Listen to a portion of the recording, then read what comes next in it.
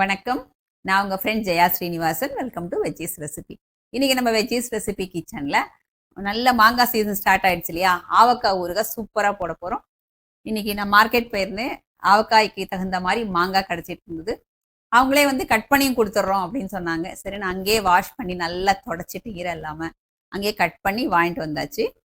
பர்ஃபெக்டான அளவுகளோட இந்த ஆவக்காய் ஊறுகாய் 2 வருஷம் ஆனாலும் அப்படியே ஃப்ரெஷ்ஷாக இருக்கும். நல்லா டேஸ்ட்டு, கொஞ்சம் கூட கலர் மாறவே மாறாது. அது மாதிரி எப்படி பண்ணுறது நம்ம பார்க்கலாம். ஃபஸ்ட் டைம் சேனலில் பார்க்குறீங்கன்னா ப்ளீஸ் சப்ஸ்கிரைப் பண்ணுங்கள். பெல் ஐக்கானை கிளிக் பண்ணி ஆல் ஆப்ஷன் கொடுத்துட்டிங்கன்னா நான் போடக்கூடிய எல்லா வீடியோஸும் குயிக்காக வந்து உங்களுக்கு ரீச் ஆகும். வாங்க இந்த ஈஸியாக இந்த ஆவக்காய் ஊறுகாய் எப்படி பண்ணுறதுன்னு பார்க்கலாம். ஆவக்காய்க்கு வந்து மாங்காய் வாங்கும்போது நல்லா ஃப்ரெஷ்ஷாக, நல்லா ஃபார்மாக கெட்டியாக இருக்கிற மாதிரியான மாங்காவை பார்த்து நம்ம வாங்கிக்கணும். அப்படி ப்ரெஸ் பண்ணிங்கன்னா நல்லா கெட்டியாக இருக்கணும். நான் கடையில் வாங்கி அப்படியே உடனே கட் பண்ணிட்டு வந்தனால உங்களுக்கு முழு மாங்காய் நல்லா காமிக்க முடியல. நல்ல புளிப்பாக இருக்கணும் மாங்காய். அப்போ தான் வந்து நல்ல டேஸ்ட்டாக இருக்கும். கொஞ்சம் அதில் நார் இருந்ததுன்னு வச்சுக்கோங்களேன், அது ரொம்ப நல்லது. நாட்டு மாங்காய்லாம் இருக்கும் இல்லையா, அதில் லேசாக நார் இருக்கும். அப்படின்னா இன்னும் டேஸ்ட்டாக இருக்கும். ஏன்னா அந்த நார் இருக்கிறதுனால உப்பு, காரம் எல்லாத்தையும் நல்லா அதை அப்சர்வ் பண்ணிக்கும். நல்ல டேஸ்ட்டாக இருக்கும். வருஷம் மாங்காய் வாங்கிட்டு வந்து வாஷ் பண்ணி நல்லா நானே கட் பண்ணுவேன். அது கட் பண்ணுறது ரொம்ப கஷ்டமாக இருக்கும். சரி, அவங்க ஈஸியாக கட் பண்ணி கொடுத்துருவாங்களே அப்படிங்கிறத நான் கடையிலே கட் பண்ணி எடுத்துகிட்டு வந்துட்டேன்.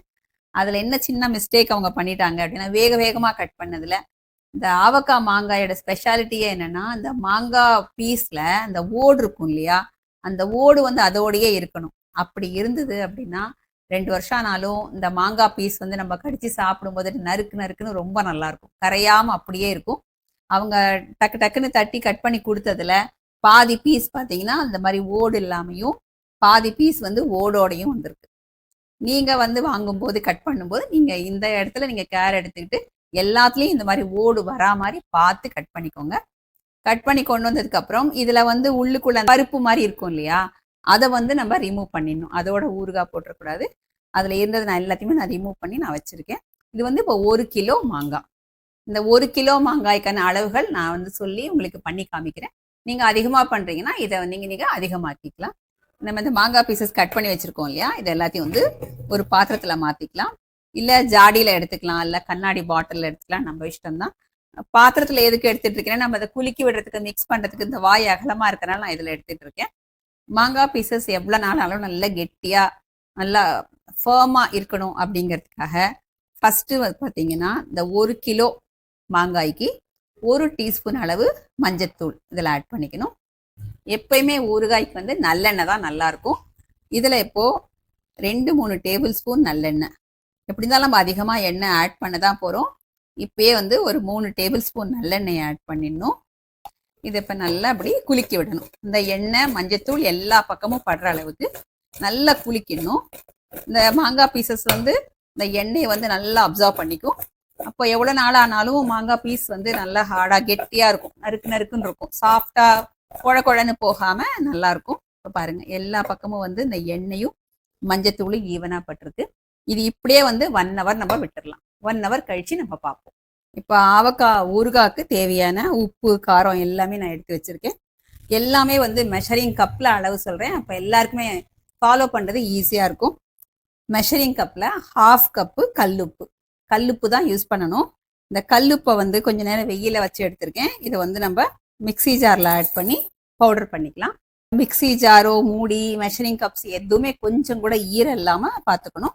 இதை நான் பவுடர் பண்ணி எடுத்துகிட்டு வந்துடுறேன். அரைச்ச உப்பை நம்ம ஒரு பிளேட்க்கு ட்ரான்ஸ்ஃபர் பண்ணிக்கலாம். மிளகாத்தூள் வந்து மெஷரிங் கப்பில் 1.25 கப்பு எடுத்துக்கணும். மிளகாத்தூள் எப்பவுமே ரொம்ப காரமாக இருக்கிறத யூஸ் பண்ணாமல் காஷ்மீரி சில்லி பவுடர் யூஸ் பண்ணோன்னா நல்லாயிருக்கும். இதையும் வந்து இந்த உப்போடு ஆட் பண்ணிக்கலாம்.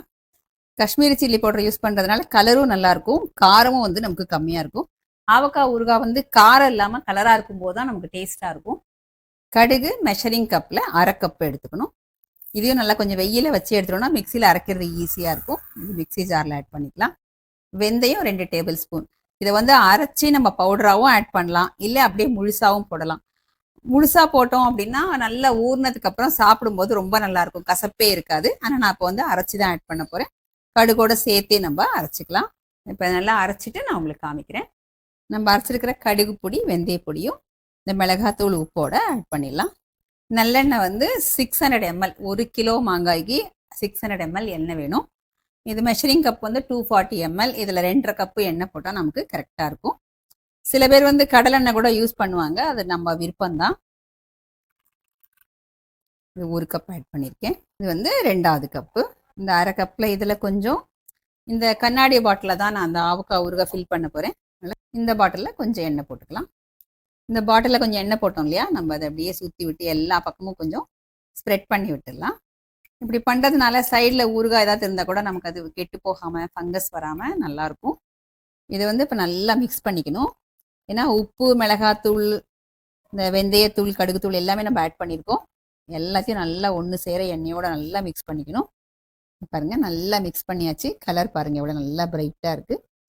மஞ்சத்தூளும் எண்ணெயும் போட்டு மாங்காய் வந்து நல்லா மிக்ஸ் பண்ணி நம்ம வச்சுருக்கோம். அதுலேருந்து கொஞ்சம் கொஞ்சம் பீசஸ் எடுத்து இதில் போடணும்.